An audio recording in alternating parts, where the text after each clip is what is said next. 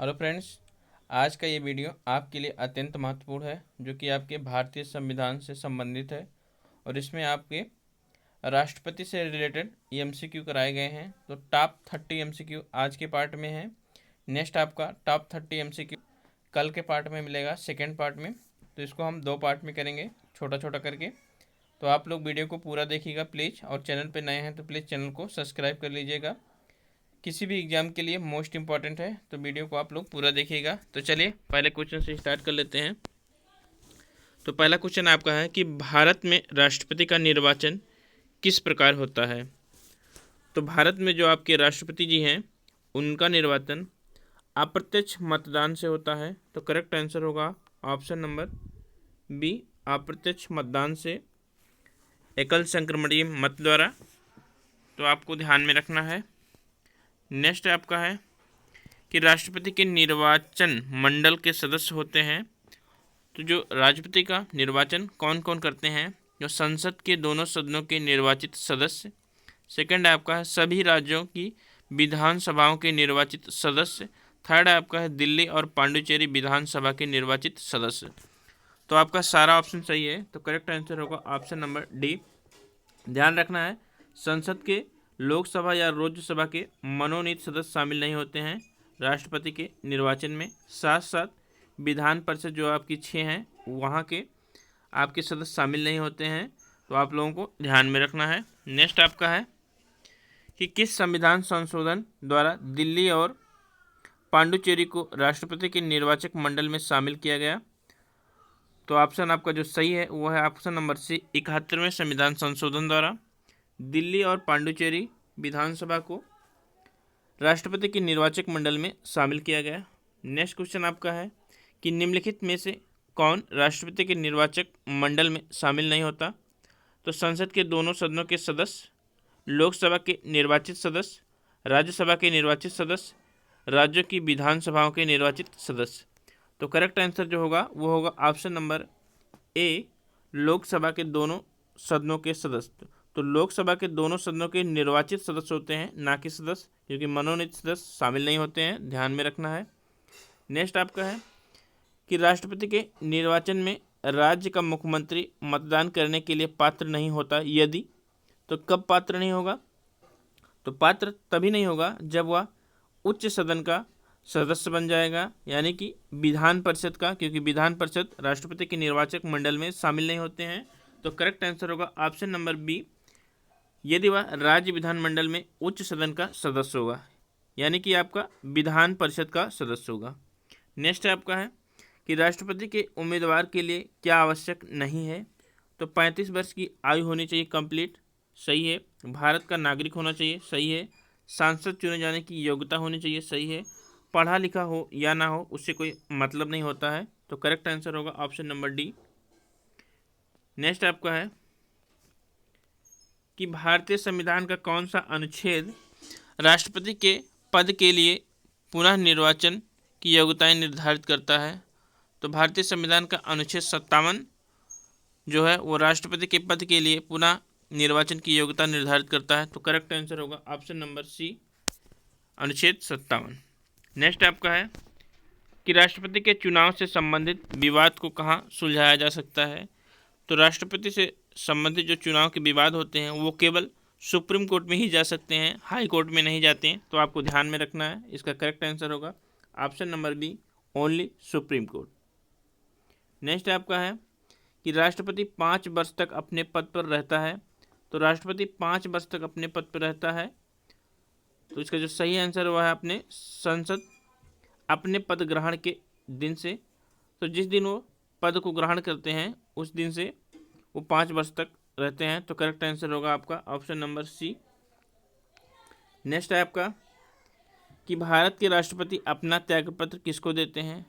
तो भारत के राष्ट्रपति जो है वो अपना त्यागपत्र उपराष्ट्रपति को देते हैं, यानी कि राज्यसभा के सभापति को। तो करेक्ट आंसर होगा ऑप्शन नंबर बी। नेक्स्ट आपका भारत के राष्ट्रपति को उसके पद से हटाया जा सकता है।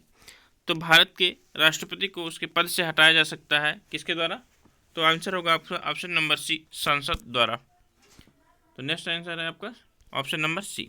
नेक्स्ट आपका है कि भारतीय संविधान के किस अनुच्छेद के तहत राष्ट्रपति पर महाभियोग चलाया जा सकता है?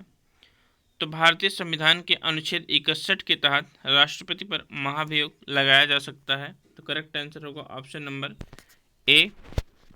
नेक्स्ट आपका है कि राष्ट्रपति पर महाभियोग का आरोप संसद के किस सदन द्वारा चलाया जा सकता है? तो राष्ट्रपति पर महाभियोग का जो आरोप है वह संसद के, चाहे लोकसभा हो चाहे राज्यसभा हो, किसी भी सदन द्वारा स्टार्ट किया जा सकता है। तो करेक्ट आंसर होगा ऑप्शन नंबर सी, संसद के किसी भी सदन द्वारा। नेक्स्ट आपका है कि भारत के राष्ट्रपति पर महाभियोग चलाने के लिए कम से कम कितने दिन पूर्व की सूचना आवश्यक है? तो यदि भारत के राष्ट्रपति पर महाभियोग चलाया जा रहा है तो उससे 14 दिन पहले राष्ट्रपति को सूचना देना आवश्यक है। तो करेक्ट आंसर होगा ऑप्शन नंबर बी, 14 दिन पहले। नेक्स्ट आपका कि भारत के राष्ट्रपति के महाभियोग की प्रक्रिया है। तो भारत के राष्ट्रपति की जो महाभियोग की प्रक्रिया है वो है आपके अर्धन्यायिक प्रक्रिया। तो करेक्ट आंसर होगा ऑप्शन नंबर डी। नेक्स्ट है आपका कि भारत के राष्ट्रपति का रिक्त स्थान भर लिया जाता है। तो मैक्सिमम कितने देर तक भारत के राष्ट्रपति का स्थान रिक्त रहेगा, उसके अंदर ही भर लिया जाएगा। तो हालांकि राष्ट्रपति का कभी भी रिक्त स्थान नहीं होता है। तो नेक्स्ट जो आंसर होगा आपका 6 माह के अंदर कंप्लीट कर लिया जाएगा। नेक्स्ट आपका है कि यदि भारत के राष्ट्रपति का पद रिक्त हो और कोई उपराष्ट्रपति भी ना हो तब निम्न में से कौन कार्यवाहक राष्ट्रपति होगा? तो यदि भारत के राष्ट्रपति का पद रिक्त है, साथ में उपराष्ट्रपति का पद भी रिक्त है, तो भारत के जो सुप्रीम कोर्ट के मुख्य न्यायाधीश होंगे वो कार्यवाहक राष्ट्रपति होंगे। तो करेक्ट आंसर होगा ऑप्शन नंबर डी। नेक्स्ट आपका है कि भारत का कार्यपालिका अध्यक्ष कौन है? तो भारत के जो कार्यपालिका अध्यक्ष हैं वो आपके राष्ट्रपति जी हैं। तो करेक्ट आंसर होगा option number A. Next question देख लेते हैं। तो गाइस ये वीडियो आपके लिए हेल्पफुल हो तो प्लीज़ चैनल को सब्सक्राइब कर लीजिए। नेक्स्ट आपका संविधान के किस अनुच्छेद के तहत संघ की कार्यपालिका शक्ति राष्ट्रपति में निहित है? तो अनुच्छेद 54 के तहत संघ की कार्यपालिका शक्ति राष्ट्रपति में निहित है। तो करेक्ट आंसर होगा ऑप्शन नंबर डी। नेक्स्ट आपका है कि भारतीय गणराज्य का प्रमुख होता है। तो गणराज्य जहाँ पे राष्ट्रपति का निर्वाचन होता है वंशानुगत नहीं होते हैं। तो करेक्ट आंसर होगा इसका ऑप्शन नंबर ए, भारत के राष्ट्रपति। नेक्स्ट होगा आपका क्वेश्चन कि राष्ट्रपति लोकसभा को कब भंग कर सकते हैं? तो लोकसभा को राष्ट्रपति तभी भंग कर सकते हैं जब केंद्रीय मंत्रिमंडल की अनुशंसा हो। तो लोकसभा राष्ट्रपति सारा काम मंत्रिमंडल की अनुशंसा पे करते हैं। तो करेक्ट आंसर होगा ऑप्शन नंबर सी, केंद्रीय मंत्रिमंडल की अनुशंसा पर। नेक्स्ट है आपका कि लोकसभा और राज्यसभा की संयुक्त बैठक किसके द्वारा आहूति की जाती है? तो लोकसभा और राज्यसभा की जो संयुक्त बैठक होती है आर्टिकल 108 के तहत उसकी जो आहूति करते हैं वो आपके राष्ट्रपति जी करते हैं। तो करेक्ट आंसर होगा ऑप्शन नंबर डी। अब आपको बताना है जो क्वेश्चन वो है लोकसभा और राज्यसभा की जो संयुक्त बैठक होती है उसकी अध्यक्षता कौन करता है? तो इसके बारे में आपको बताना है कि उसकी अध्यक्षता कौन करता है। ऑप्शन है आपके पास प्रधानमंत्री, उपराष्ट्रपति, लोकसभा अध्यक्ष, राज्यसभा अध्यक्ष। तो आप लोगों को बताना है इनमें से कौन करता है। नेक्स्ट आपका है कि संविधान की किस अनुच्छेद के अंतर्गत भारत के राष्ट्रपति को अध्यादेश जारी करने की शक्ति है? तो भारत के राष्ट्रपति को अध्यादेश तभी जारी कर सकते हैं जब संसद का सत्र नहीं चल रहा हो। तो करेक्ट आंसर होगा ऑप्शन नंबर सी, अनुच्छेद 123 के तहत भारत के राष्ट्रपति अध्यादेश जारी कर सकते हैं। नेक्स्ट आपका है कि राष्ट्रपति को शपथ कौन दिलाता है? तो राष्ट्रपति को शपथ सुप्रीम कोर्ट के मुख्य न्यायाधीश जी दिलाते हैं। तो करेक्ट आंसर होगा ऑप्शन नंबर सी। नेक्स्ट आपका है स्वतंत्र भारत के प्रथम राष्ट्रपति थे। तो स्वतंत्र भारत के प्रथम राष्ट्रपति आपके डॉक्टर राजेंद्र प्रसाद थे। तो कहाँ से थे उसके बारे में पूछा गया है। तो करेक्ट आंसर होगा आपका ऑप्शन नंबर बी, बिहार से। नेक्स्ट आपका है कि भारतीय राष्ट्रपति के सर्वसम्मति से चुने जाने का अभी तक एकमात्र उदाहरण है। तो ऐसे कौन से राष्ट्रपति हुए जो निर्विरोध चुने गए थे? तो सही आंसर होगा ऑप्शन नंबर डी, नीलम संजीव रेड्डी जी। नेक्स्ट क्वेश्चन आपका है कि संसद के लिए राष्ट्रपति का अभिभाषण कौन तैयार करता है। तो संसद का जब सत्र चलता है तो संसद के लिए अभिभाषण कौन तैयार करता है। बजट से पहले राष्ट्रपति जी अभिभाषण देते हैं, तो वो जो तैयार किया जाता है आपके केंद्रीय मंत्रिमंडल द्वारा। तो ऑप्शन होगा डी।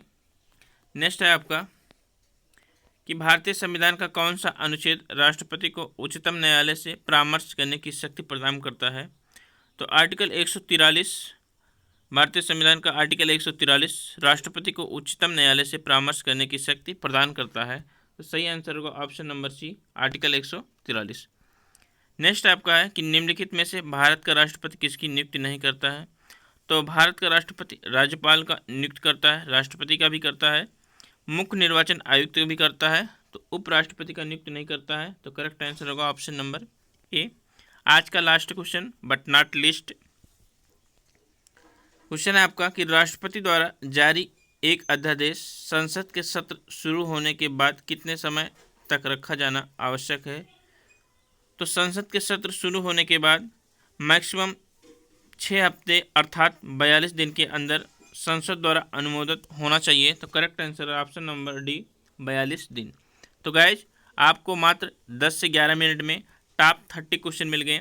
आप कहीं भी जाके लेक्चर देखेंगे तो यही 30 क्वेश्चन आपको 1 घंटे में लगाया जाएगा और यही कॉन्सेप्ट सेम क्वेश्चन हो सकता है, इससे टफ क्वेश्चन भी ना मिले। तो प्लीज़ चैनल को सब्सक्राइब कर लीजिए, आपको अच्छे से अच्छे क्वेश्चन कराए जाएंगे, आपको कम समय में अच्छा ज्ञान मिलेगा। थैंक यू, धन्यवाद।